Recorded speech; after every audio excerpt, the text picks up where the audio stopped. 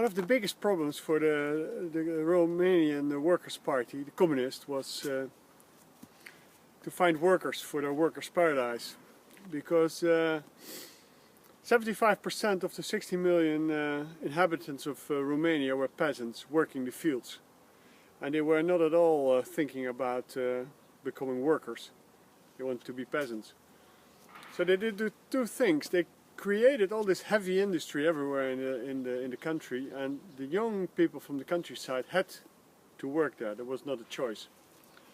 The other thing is there was the collectivization of the agriculture, and there was a huge resistance from the Romanian peasants.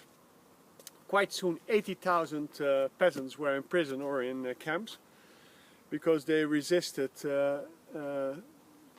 actively the collectivization and the expropriation of their land. What is not very well known, but in Romania there were many peasants who went into the mountains and resisted, and there was a guerrilla going on for nearly 10 years, for 9 years, fighting really against the regime. György Dai, the dictator in place at that time, a tough man who was successful in becoming the leader of the Romanian Communists, said this about the collectivization, both about the peasants and the nobles, about everybody who resisted. Don't these people deserve to have their necks and backbones broken for perpetrating counter-revolutionary actions? These people deserve to be beaten up really hard. Have no pity on them, for they show no pity for our regime. And that's what happened. He sent in Ceausescu, who was then in the Agriculture Committee, and was quite tough with the peasants.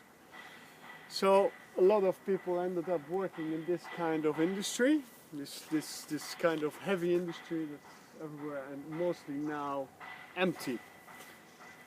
We hear in the background people trying to get some iron out, because the prices are good for iron.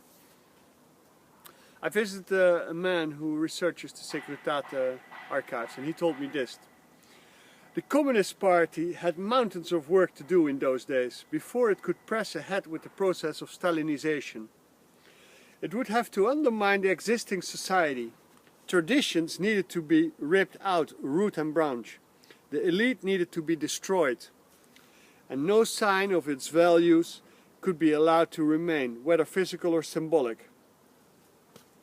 All enemies, real, imagined and newly created, had to be removed.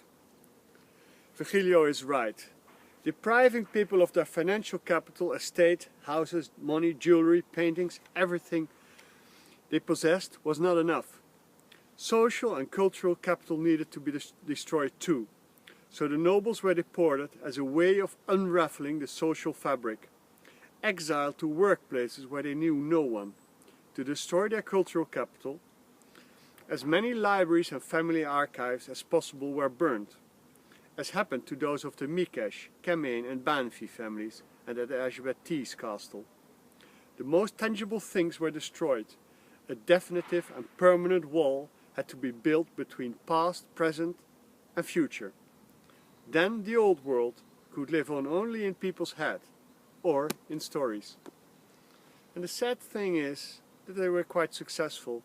So what we see everywhere in Romania is these things that try to destroy the past. Well, they were also useful perhaps in another way, but